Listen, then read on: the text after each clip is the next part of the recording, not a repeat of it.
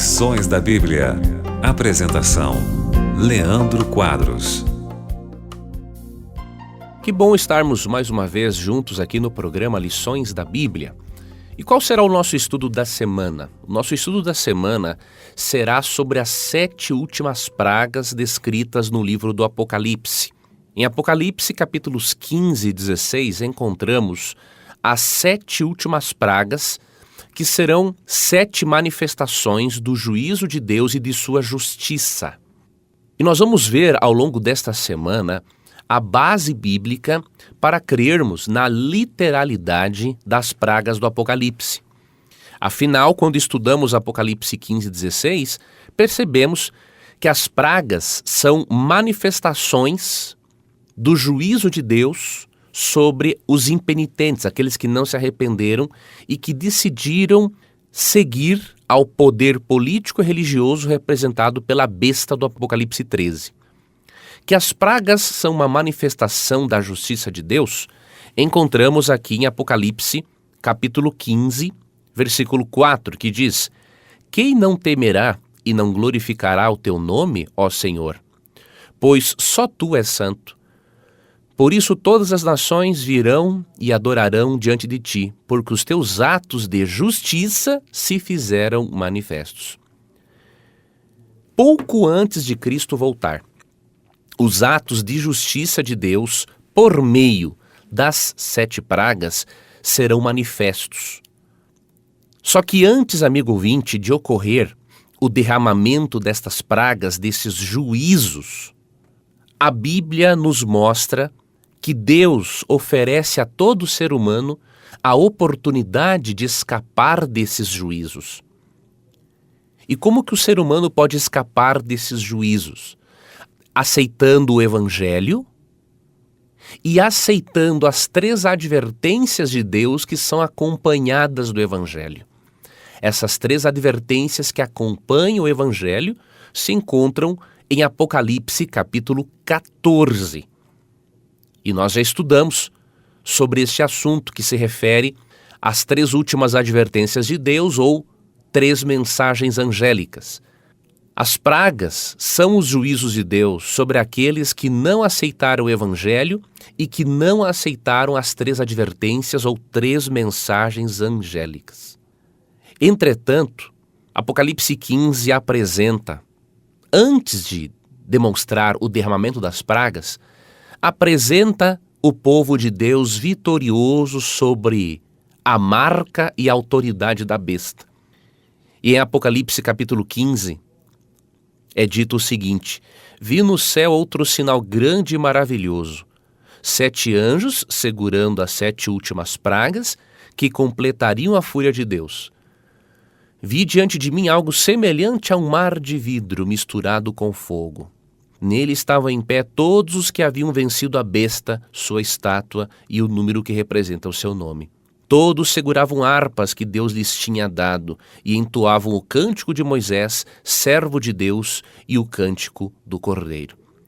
Aqui nós vemos que antes de Deus mencionar as pragas sendo derramadas, ele menciona o povo vitorioso sobre a marca da besta. Este povo estará diante do trono de Deus, em um lugar muito bonito, como se fosse um mar de vidro misturado com fogo, tamanha a beleza, e eles cantarão louvores a Deus em gratidão à presença do Espírito Santo, que acompanhou-os ao longo da vida e que os tornou vitoriosos sobre o poder representado pela besta. Vamos amanhã, amigo ouvinte, dar sequência ao nosso estudo e eu vou mostrar para você o porquê que as pragas do Apocalipse são literais e não simbólicas. Obviamente que há também um aspecto simbólico nas pragas, porém você vai perceber que isto ocorre numa delas ao longo da semana. E nós vamos ter aí uma semana para avaliarmos este assunto e eu creio que vai ser de muita importância para você e eu nos conservarmos firmes naquilo que nós aprendemos acerca de Jesus Cristo. Você gostaria de receber a programação da Rádio Novo Tempo e também o programa Lições da Bíblia via WhatsApp?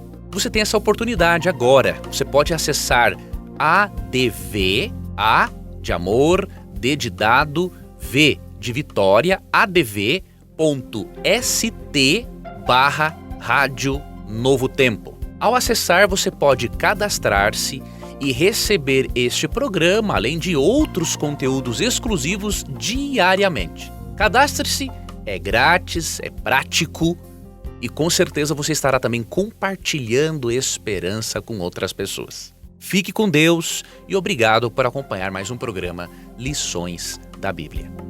Você ouviu Lições da Bíblia. Apresentação: Leandro Quadros.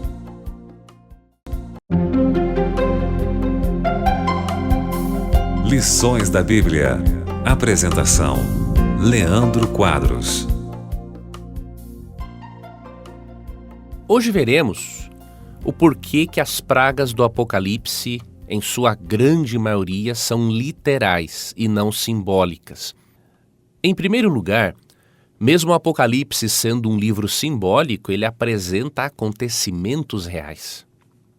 Por exemplo, a visão das pragas é uma visão simbólica, porque João vê 7 anjos com 7 taças derramando as 7 pragas de Deus.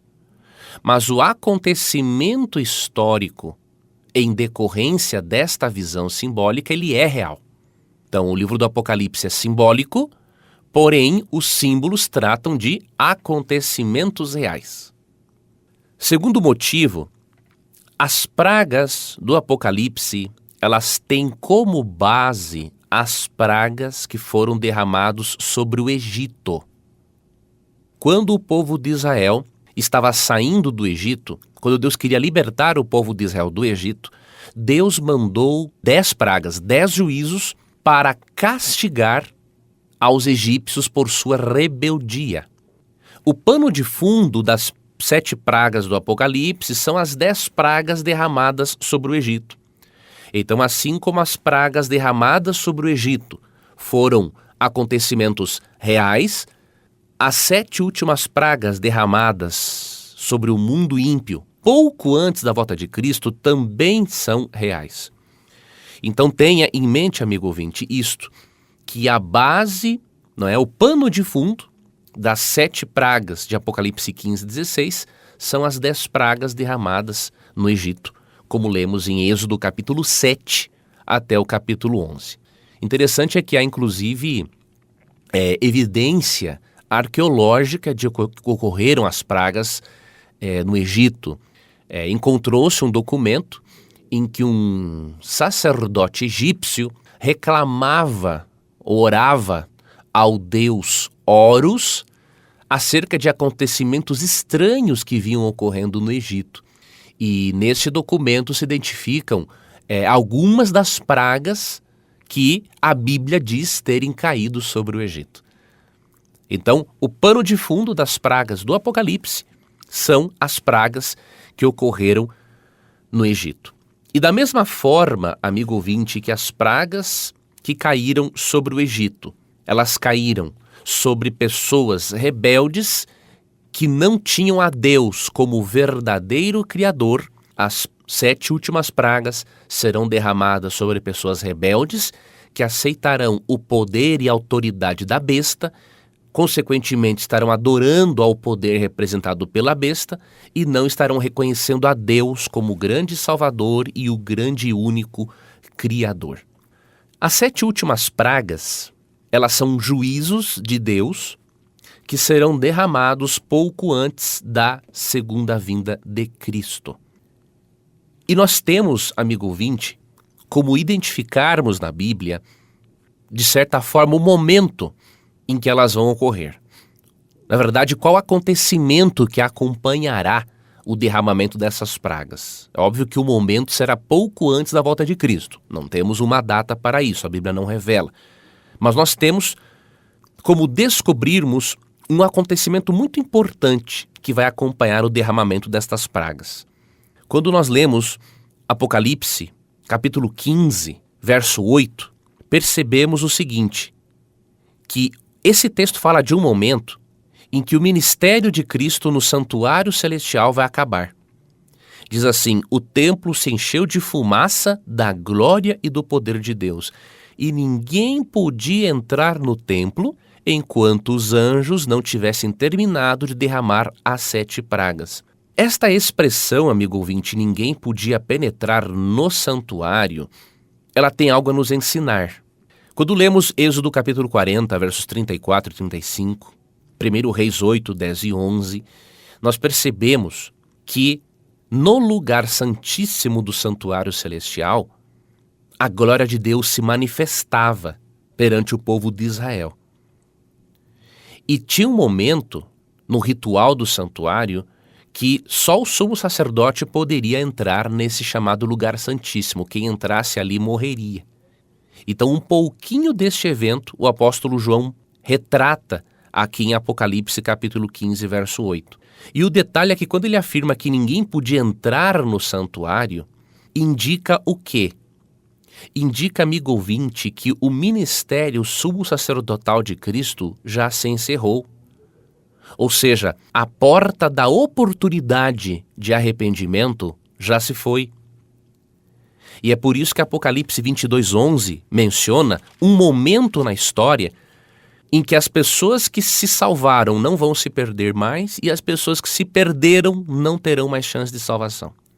Diz o texto, que o mal continue a praticar a maldade, que o impuro continue a ser impuro, que o justo continue a viver de forma justa, que o santo continue a ser santo. Ou seja, como todos os casos já estarão decididos, Apocalipse 22:11 diz que o mal continue praticando a maldade, porque não tem mais retorno mesmo, que o ímpio continue a ser impuro, que o impuro continue a ser impuro, porque já se foi a oportunidade, o justo continue a viver de forma justa, ele já decidiu o seu destino, e o santo continue a ser santo ou a santificar-se, de acordo com outras traduções. Ou seja, quando o ministério de intercessão de Cristo acabar, o que ele vai fazer, amigo ouvinte? Ele vai voltar para buscar os seus filhos. E óbvio que ao ele acabar o seu ministério sumo sacerdotal no céu e terminar a intercessão, tudo aquilo que segura os juízos de Deus não segurará mais. Os 4 anjos mencionados em Apocalipse 7, que estão retendo acontecimentos importantes no mundo e que depois esses acontecimentos serão seguidos das pragas, esses 4 anjos não mais impedirão que calamidades venham sobre a terra. Em consequência disso, as pragas cairão. As pragas já serão o juízo de Deus sobre os impenitentes. Então, quando começar a cair a primeira praga, isso indica que a porta da oportunidade, diríamos assim, ou a porta da graça de Deus já estará fechada. Por isso, amigo ouvinte, é que pouco antes da volta de Cristo, se as pessoas não se decidirem por Deus, elas não terão mais oportunidades de se decidirem por Deus. As pragas já são a manifestação do juízo de Deus sobre aqueles que decidiram o próprio destino. Obrigado por sua companhia no Lições da Bíblia de hoje. Amanhã daremos sequência ao nosso estudo sobre as pragas do Apocalipse. Amanhã nós faremos uma análise mais detalhada destas pragas para você perceber, não somente a literalidade delas, mas você vai perceber que algumas delas serão universais, ou seja, serão derramadas sobre o mundo todo, e outras serão locais, serão derramadas em algumas regiões do planeta. Lições da Bíblia. Apresentação: Leandro Quadros. Vamos fazer uma breve análise sobre as pragas do Apocalipse, hoje de forma mais detalhada. Antes desta análise, você precisa ter em mente, amigo ouvinte, que as 7 pragas serão 7 juízos de Deus derramados sobre os ímpios, sobre aqueles que se tornarem também rebeldes e aceitarem a marca da besta e não o selo do Deus vivo. Então, todo aquele que aceita Cristo como Salvador e aceitar a autoridade de Deus como Criador, ele não precisa ter medo das pragas, porque as pragas são juízos sobre os rebeldes. Os justos serão totalmente protegidos. No Salmo 91:10, há a seguinte promessa para o justo: nenhum mal o atingirá, nenhuma praga se aproximará de sua casa. Eu li aqui na Nova Versão Transformadora, e algumas traduções nenhuma praga virá sobre a sua tenda. Ou seja, Deus não permitirá que os justos sofram as consequências das pragas, assim como ocorreu no Egito. Eu mencionei para você ao longo da semana que o pano de fundo das 7 pragas do Apocalipse são as pragas que caíram sobre o Egito. E assim como as pragas no Egito afetaram só os egípcios rebeldes, e os israelitas obviamente foram poupados, também será nos últimos dias. As pragas cairão apenas sobre os rebeldes e o povo de Deus será protegido durante esse período de provação, ok? Outro detalhe importante para você avaliar é que quando as pragas forem derramadas, isso já ocorrerá porque todos os seres humanos escolheram de qual lado estarão. Não haverá mais oportunidade de arrependimento. As pragas, elas apenas endurecerão ainda mais o coração dos adoradores da besta, assim como as pragas endureceram cada vez mais o coração de Faraó e dos egípcios. Em Apocalipse 16:11, vemos que por ocasião do derramamento de uma das pragas, os rebeldes vão blasfemar contra Deus, e diz o texto, e não se arrependeram dos seus atos perversos. Ou seja, não tem mais oportunidade de salvação. A porta da oportunidade, ou a porta da graça, se encerrou, porque eles já foram longe demais. Vamos então fazer uma breve análise das pragas do livro do Apocalipse. Em Apocalipse 16, encontramos, a partir do versículo 1, que diz o seguinte: Então ouvi uma poderosa voz que vinha do templo dizer aos 7 anjos: Vão e derramem sobre a terra as 7 taças da fúria de Deus. O primeiro anjo saiu do templo e derramou sua taça sobre a terra, e se abriram feridas horríveis e malignas naqueles que tinham a marca da besta e adoravam sua estátua.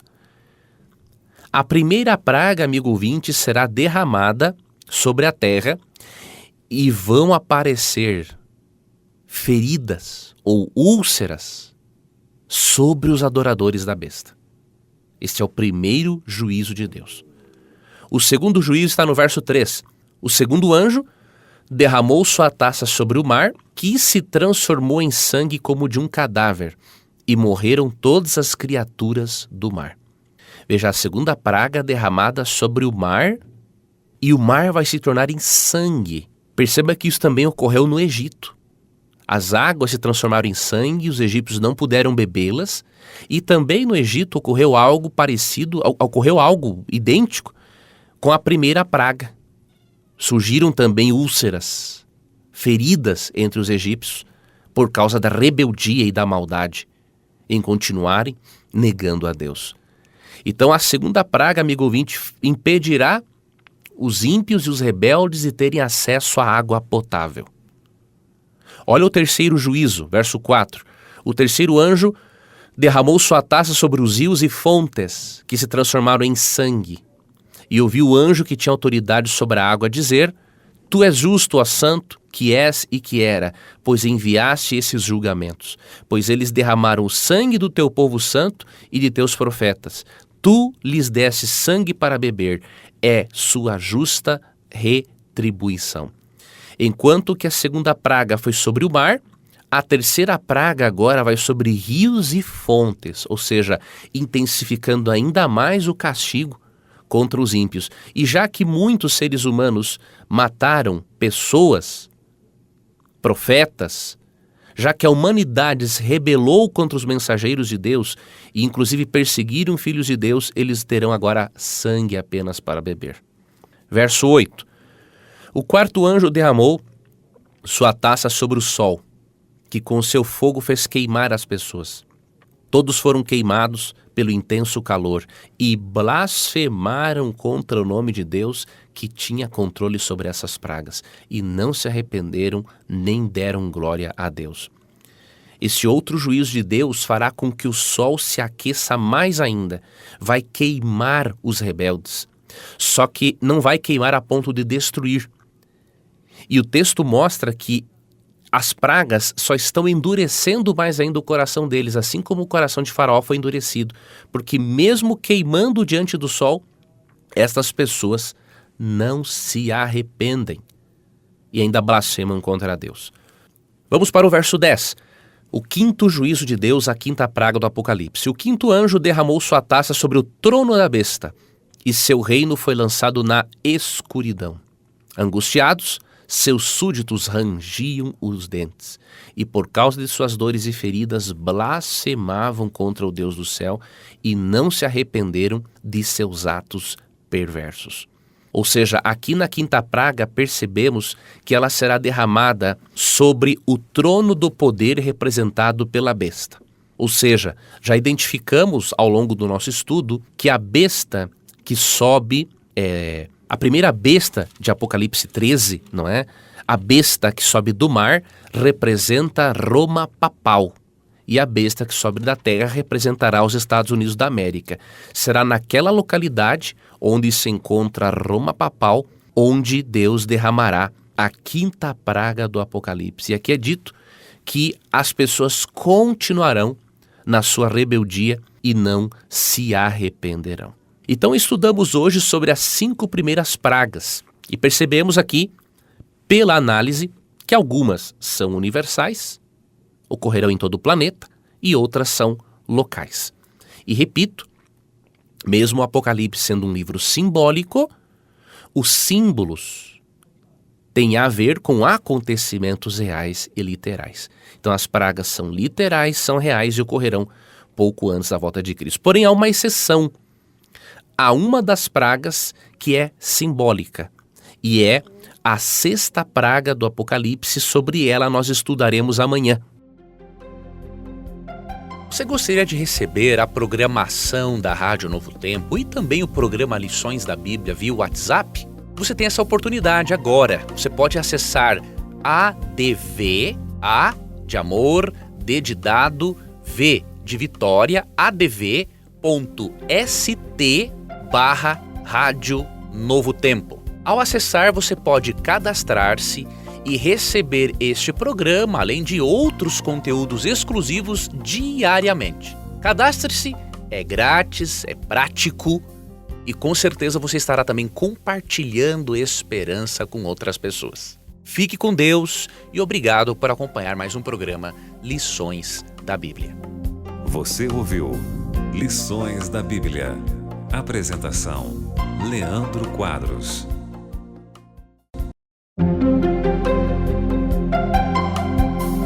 Lições da Bíblia. Apresentação: Leandro Quadros. Ontem eu mencionei a você que estudaríamos no dia de hoje sobre a 6ª praga do Apocalipse e que ela, diferentemente das outras, esta praga é simbólica. Obviamente com efeitos reais, mas esta é simbólica. E por quê? Nós vamos fazer uma análise dessa penúltima praga do Apocalipse e como ela envolve uma análise mais profunda. Nós estudaremos sobre esse tema hoje, amanhã e também depois da manhã, porque o derramamento da 6ª praga tem a ver com o secamento do rio Eufrates, tem a ver com o surgimento de 3 espíritos imundos e tem a ver também com a batalha chamada Armagedon. Então são aspectos distintos, complexos, que formam as peças do quebra-cabeça e por isso não poderíamos estudar em poucos minutos aqui no Lições da Bíblia todos esses aspectos. Tá bom? Então hoje vamos começar analisando esta simbologia da 6ª praga e vamos entender por que, ao longo dessa semana agora restante, o porquê que ela é simbólica e o que ela significa. Muitos cristãos pensam que a batalha do Armagedon será uma batalha armamentista, ou muitos pensam que será uma batalha real, literal. E nós precisamos entender que a batalha do Armagedon, que está aqui inserida na 6ª praga, na verdade ela é uma batalha espiritual. E nós vamos ver mais detalhes sobre isso amanhã. Porém, vamos começar o nosso estudo hoje para entendermos o que esta praga significa. E o verso 12 diz assim: O 6º anjo derramou sua taça sobre o grande rio Eufrates, e ele secou, abrindo caminho para os reis que vêm do Oriente. Quando estudamos o livro do Apocalipse, nós percebemos que rios, águas, no livro do Apocalipse, quando não está num contexto de literalidade, mas quando está num contexto simbólico, águas representam povos, multidões, nações e línguas. Isso está em Apocalipse 17:15, que diz o seguinte: as águas que você viu, onde a prostituta governa, representam multidões de todas as nações e línguas. Ou seja, o grande rio Eufrates, mencionado em Apocalipse 16:12, não é o rio Eufrates literal. As águas do rio representam povos, multidões, nações e línguas. O que João tem aqui em mente é uma cena do Antigo Testamento. A sexta praga, esta cena aqui do secamento do rio Eufrates, reflete a conquista da antiga Babilônia por Ciro, o persa. Heródoto, que era um antigo historiador, ele explica em sua obra que na noite que o rei Belsazar e seus oficiais deram um banquete, como está lá em Daniel capítulo 5, os persas desviaram o curso das águas do Eufrates. E assim eles puderam entrar em Babilônia ao longo do leito do rio e tomaram Babilônia de surpresa. Então o secamento do Eufrates, aqui em Apocalipse 16:12, tem como pano de fundo este evento do desvio do curso das águas do rio Eufrates para que os persas pudessem invadir e conquistar a Babilônia. Tem este pano de fundo, porém o secamento do Eufrates é simbólico. Considerando que águas, num contexto simbólico, representam povos, multidões, nações e línguas, o secamento do Eufrates significa que chegará o momento em que o poder representado pela besta, em que Babilônia, toda a confusão religiosa, vai perder o apoio político, civil de todos os líderes mundiais e dos habitantes do mundo. Os poderes mundiais, civis, seculares e políticos que apoiam o poder representado pela besta e que apoiam todo o sistema religioso falso, todo esse poderio, todo esse apoio será perdido. As pessoas vão perceber que quando a quinta praga for derramada sobre o trono do poder representado pela besta, elas vão perceber que Roma papal e Estados Unidos da América não poderão ajudá-las mais em sua rebelião contra Deus. E por isso vai ocorrer o secamento do rio Eufrates, ou seja, todo o apoio político, todo o apoio civil, secular que Roma papal terá nos últimos dias, perderá, porque as pessoas perceberão que o sistema religioso corrompido não poderá ajudá-las. E por isso Apocalipse 17 diz, no versículo 16, o seguinte: a besta e os 10 chifres que você viu odiarão a prostituta. Eles a deixarão nua, comerão sua carne e destruirão o restante com fogo. Ou seja, o secamento do rio Eufrates representa a perda de apoio político e civil por parte do poder representado pela besta. As pessoas perceberão que foram enganadas e se revoltarão contra os poderes religiosos e políticos que as afastaram ainda mais do Deus Criador. E o que significa, amigo ouvinte, quando diz no texto bíblico que após esse secamento do rio Eufrates, ou seja, após a perda de apoio dos poderes políticos, religiosos, o que significa quando diz o texto que isto preparou o caminho para os reis que vêm do Oriente? Esse secamento simbólico do rio Eufrates, ou seja, o secamento, a retirada do apoio ao poder representado pela besta e o apoio à Babilônia, a confusão religiosa, esse secamento simbólico é acompanhado da chegada de reis que vêm do Oriente. Amanhã nós vamos estudar este trecho e vamos entender este simbolismo também. Lições da Bíblia. Apresentação: Leandro Quadros. Aprendemos ontem que a sexta praga do Apocalipse proporcionará o secamento do rio Eufrates, e vimos que, de acordo com o Apocalipse 17:15, esse secamento é simbólico, porque águas, num contexto simbólico do Apocalipse, representam povos, multidões. Então, o secamento do rio Eufrates simboliza a perda de apoio político e civil, de modo que o poder representado pela besta e todo o sistema religioso falso e confuso perderá o seu apoio civil e vai perceber o seu desamparo diante dos juízos de Deus. O detalhe é que Apocalipse 16:12 diz que o propósito do secamento simbólico do rio Eufrates é preparar o caminho para os reis que vêm do Oriente. Vamos recorrer ao Antigo Testamento para interpretarmos isso. No Antigo Testamento, os reis que vieram do Oriente foram Ciro e seus exércitos, quando eles invadiram e conquistaram Babilônia. De acordo com Isaías 41, verso 25, eles vieram do norte e se aproximaram de Babilônia pelo leste.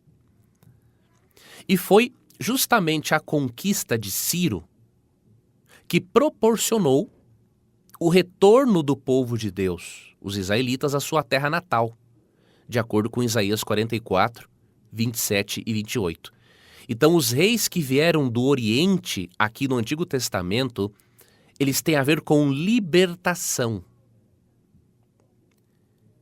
E como Ciro foi usado por Deus para cumprir o seu propósito na história, juntamente com seus exércitos, e como Ciro aqui está relacionado com libertação, vamos para o Novo Testamento e lemos em Mateus 24, 30 e 31 que um dia Cristo voltará em glória e majestade e todos os anjos, todos os exércitos celestiais virão com Jesus. Isso significa que os reis que vieram do Oriente simbolizam Cristo, o grande libertador, juntamente com seus anjos, para libertar os filhos de Deus, definitivamente, do poder perseguidor representado pela besta do Apocalipse. Ou seja, a sexta praga, amigo ouvinte, é o preparo para a segunda vinda de Cristo. Já em Apocalipse 16, 13 e 14, encontramos um outro aspecto dessa sexta praga. Ali é dito que, ao longo deste processo, pouco antes de Cristo voltar com seus anjos e libertar o seu povo, é dito: então vi saltarem da boca do dragão, da boca da besta e da boca do falso profeta 3 espíritos impuros, semelhantes a rãs. São espíritos demoníacos que realizam sinais e vão aos governantes da terra a fim de reuni-los para a batalha contra o Senhor no grande dia de Deus, o Todo-Poderoso. Aqui nós percebemos, amigo ouvinte, uma guerra no mundo espiritual, sendo travada e que se manifestará no nosso mundo material, diríamos assim. Aqui percebemos uma última tentativa de Satanás para enganar as pessoas, e ele se utilizará de espíritos demoníacos, que vão sair da boca do dragão, da besta e do falso profeta. Já estudamos ao longo desse trimestre que o dragão é um símbolo, primeiramente, de Satanás e depois do paganismo e do espiritualismo. Foi utilizado também como um símbolo de Roma, ou seja, de poderes antagônicos a Deus. Nos últimos dias, vai se referir ao espiritualismo. A besta do mar, já aprendemos que é Roma papal, e o falso profeta, já estudamos, será a parte apostatada do protestantismo que vai dar as mãos ao papado para estabelecer um falso sistema de adoração, por meio de um falso dia de guarda. Esses sistemas vão se reunir e haverão manifestações espiritualistas milagrosas para tentar convencer as pessoas a seguirem o poder representado pela besta. É por isso que Apocalipse 16:14 diz que realizam sinais e vão aos governantes da terra a fim de reuni-los para a batalha contra o Senhor. Ou seja, esse poder de realizar milagres convencerá as pessoas de que elas precisam se unir em favor do poder representado pela besta, atacar aqueles supostos rebeldes que não aceitaram este poder e, obviamente, eles estarão todos reunidos contra o próprio Deus, porque ir contra o povo de Deus é ir contra o próprio Deus. Mas temos que agradecer a Deus, amigo ouvinte, porque neste momento estará sendo preparado o caminho para os reis que vêm do Oriente, o caminho para Jesus Cristo e seus exércitos celestiais e seus anjos. Então você não precisamos temer.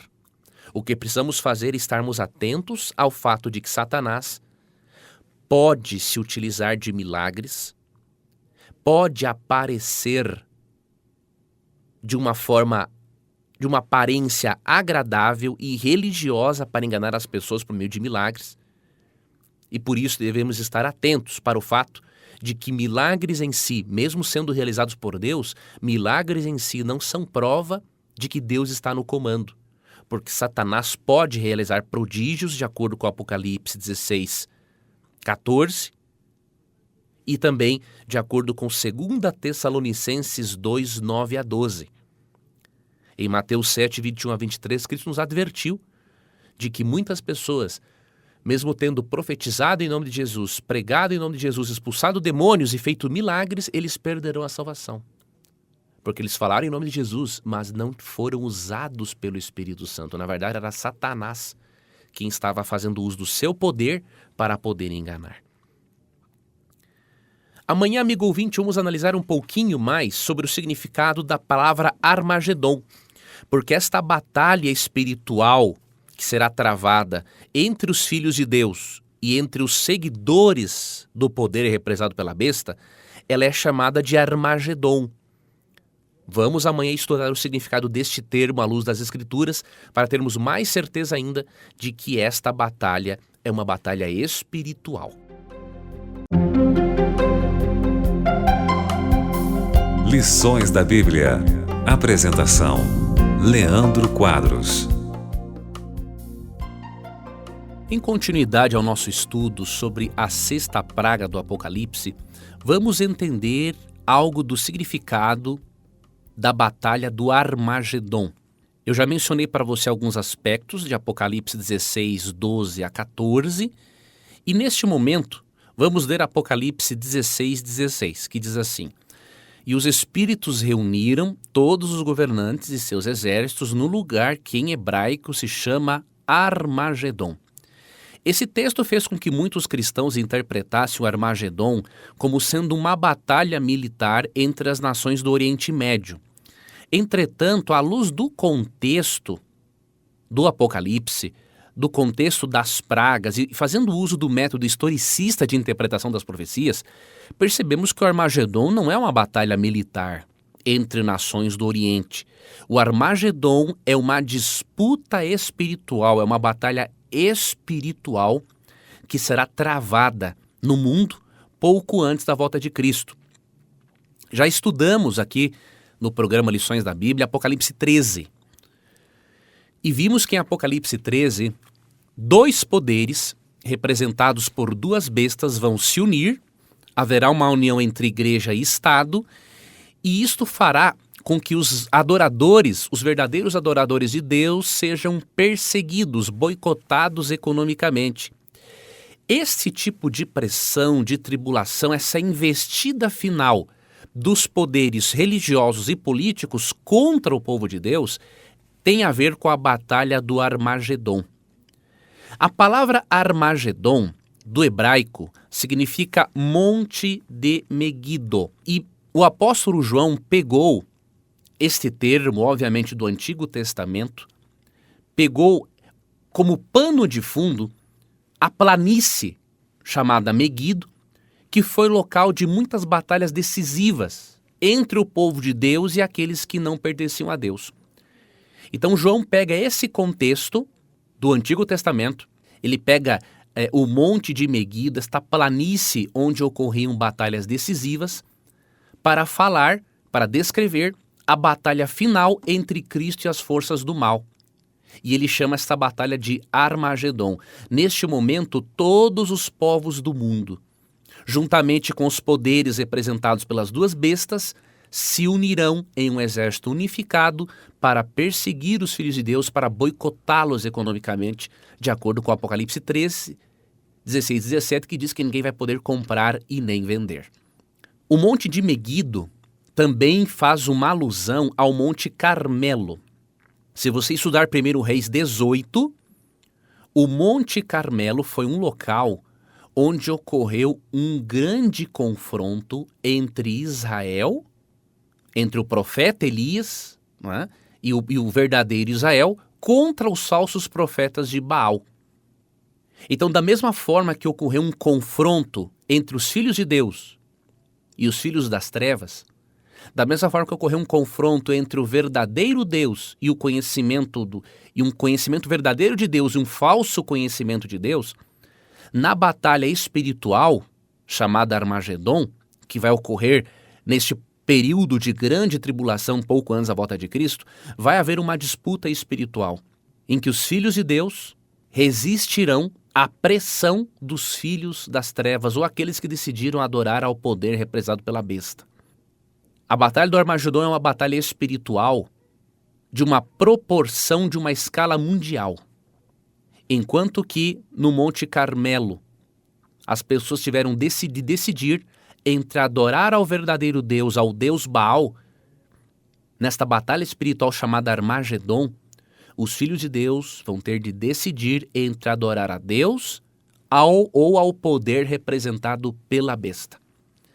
Esta batalha, amigo ouvinte, será travada porque haverá uma união entre igreja e Estado que vai oprimir ao povo de Deus. E o povo de Deus travará essa batalha também na sua mente, porque terá de decidir entre aceitar a adoração ao verdadeiro Deus ou a falsa adoração proposta pelo poder representado pela besta. Neste momento, amigo ouvinte, vai haver uma separação entre o trigo e o joio. A planta boa, que será recolhida no celeiro de Jesus, e a planta ruim, que será queimada no fogo.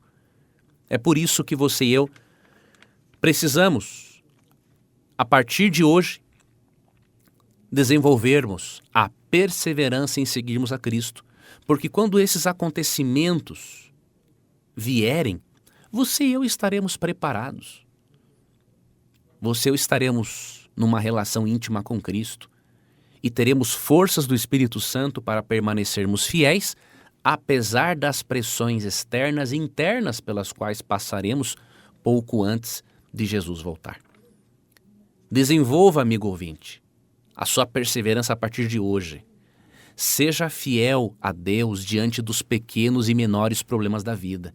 Porque se você não for fiel a Deus diante dos menores problemas da vida, você não será fiel diante dos maiores problemas que virão à nossa vida, pouco antes da volta de Cristo, de acordo com as profecias do livro do Apocalipse.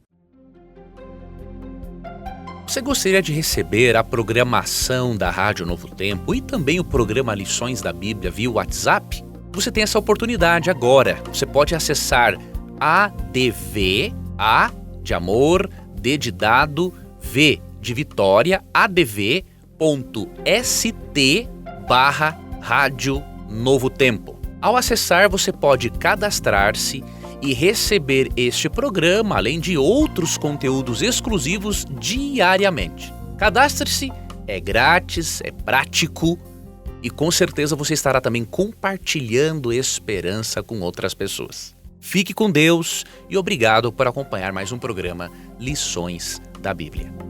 Você ouviu Lições da Bíblia. Apresentação: Leandro Quadros.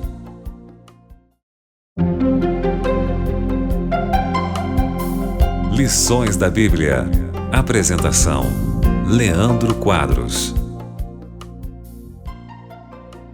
Aprendemos ontem que a Batalha do Armagedon não será uma batalha militar entre as nações do Oriente, mas uma disputa espiritual, uma batalha espiritual. De acordo com Apocalipse 13, os filhos de Deus serão boicotados economicamente, serão perseguidos. E esta batalha final entre os filhos de Deus e os filhos das trevas é chamada de Armagedon, porque será uma batalha decisiva, em que as pessoas terão de decidir de qual lado permanecerão. Hoje vamos ver como que um filho de Deus pode ser um vencedor por ocasião desta batalha chamada Armagedon. Quando houver uma união entre igreja e Estado e todos os poderes políticos e religiosos se unirem e perseguirem os verdadeiros filhos de Deus, você e eu precisamos saber como podemos estar preparados para este momento. Ontem eu mencionei que uma das formas, e é a principal, é perseverarmos em nossa relação com Cristo. E vamos ver mais sobre isso agora em Apocalipse capítulo 7, verso 14, que diz assim: Senhor, tu o sabes. E ele disse: são aqueles que vieram da grande tribulação, lavaram e branquearam suas vestes no sangue do Cordeiro. Por isso estão diante do trono de Deus e dia e noite o servem em seu templo. E aquele que se assenta no trono lhes dará abrigo. Nunca mais terão fome nem sede, e o calor do sol nunca mais os queimará. Pois o Cordeiro que está no centro do trono será o seu pastor. Ele os guiará às fontes de água viva, e Deus enxugará de seus olhos toda lágrima. Aqui o apóstolo João viu, diante de Deus, pessoas vestidas de branco. E essas pessoas vestidas de branco, de acordo com Apocalipse 7:13, elas são aqueles que vieram da grande tribulação, de acordo com o versículo 14. Então a batalha do Armagedon é o momento em que os justos passarão por grande tribulação por serem perseguidos pelos poderes políticos, religiosos, liderados pelas duas bestas de Apocalipse 13. Ou seja, Deus não vai tirar a igreja da terra de forma secreta antes da tribulação. Deus não vai arrebatar secretamente a igreja estará aqui durante a tribulação. Porque esses justos vestidos de branco e vitoriosos, diz Apocalipse 7,14, vieram da grande tribulação. E o que os tornou vitoriosos? O verso 14 diz: lavaram e branquearam suas vestes no sangue do Cordeiro. A fonte de vitória do justo é a justiça de Jesus Cristo. Lavar as nossas vestiduras e alvejá-las no sangue de Jesus é recebermos a purificação dos nossos pecados através do sangue de Cristo. Ou seja, aqueles que vencerão na batalha do Armagedon terão sido justificados pela fé em Jesus, pelo sangue de Jesus Cristo. Eles não serão salvos por suas obras, mas serão salvos unicamente pela graça de Jesus. Entretanto, a justificação efetuada unicamente pelo sangue de Cristo e não pelas obras fará com que estas pessoas ajam de maneira diferente daqueles que decidirem adorar a besta. Ou seja, a justificação desses crentes pelo sangue de Cristo os levará à santificação, a se tornarem pessoas melhores. E como resultado dessa santificação, esses filhos de Deus serão obedientes, mesmo que não sejam impecáveis, mas serão obedientes e ao mesmo tempo perseverantes. Vão seguir a Deus e a Cristo até o fim para continuarem sendo justificados pelo sangue dele. É o que diz Apocalipse 14:12. Aqui está a perseverança dos santos, os que guardam os mandamentos de Deus e permanecem fiéis. Eles têm o testemunho de Jesus. Guarda os mandamentos de Deus e tem o testemunho de Jesus. Ou seja, estas pessoas com vestiduras brancas venceram a batalha do Armagedon, resistiram no período de prova, resistiram no período de perseguição, primeiro, porque foram justificadas pela fé em Jesus Cristo. Lavaram as suas vestiduras pecaminosas e as alvejaram no sangue do Cordeiro. E em segundo lugar, elas permitiram que a justificação em Cristo as tornasse pessoas melhores. E elas passaram a aceitar a lei de Deus como parte do seu estilo de vida. Não serão pessoas impecáveis, mas serão pecadores que estarão sendo transformados pela graça, estarão em harmonia com a lei de Deus e inclusive observarão o 4º mandamento da lei de Deus, que será o sinal de identificação que identificará aqueles que realmente aceitaram a Deus, não apenas como Salvador, mas que creem na sua autoridade como Criador e legislador da lei. Desta forma, amigo ouvinte, para você e eu sermos vencedores na batalha do Armagedon, precisamos aceitar a Cristo como Salvador e sermos justificados por Ele, precisamos ser santificados ao longo da nossa vida e precisamos perseverar em seguir a Cristo. E aqui eu quero lhe fazer um convite, amigo ouvinte. Nunca desista de Jesus Cristo. Sabe por quê? Se você desistir de Jesus hoje, você não aguentará provas maiores no futuro. Se hoje em que temos a liberdade religiosa, se hoje em que nós não somos boicotados economicamente por adorarmos a Deus, acabamos desistindo do Evangelho, imagine se uma pessoa vai aguentar depois, quando não poder usar mais o seu cartão de crédito, o seu dinheiro, porque não vai aceitar o sinal da autoridade da besta. Então, se você quer ser fiel no futuro, seja fiel a Deus hoje, não o abandone hoje. Se pecar, peça perdão e levante-se. Mas não saia da igreja, não abandone a Cristo. Porque se você não for fiel no pouco hoje, não será fiel quando muito mais lhe for exigido no futuro. Lembre-se de Mateus, capítulo 24, versículo 13. Diz assim: mas quem perseverar até o fim, será salvo. Não desista de Jesus, porque Cristo nunca vai desistir de você.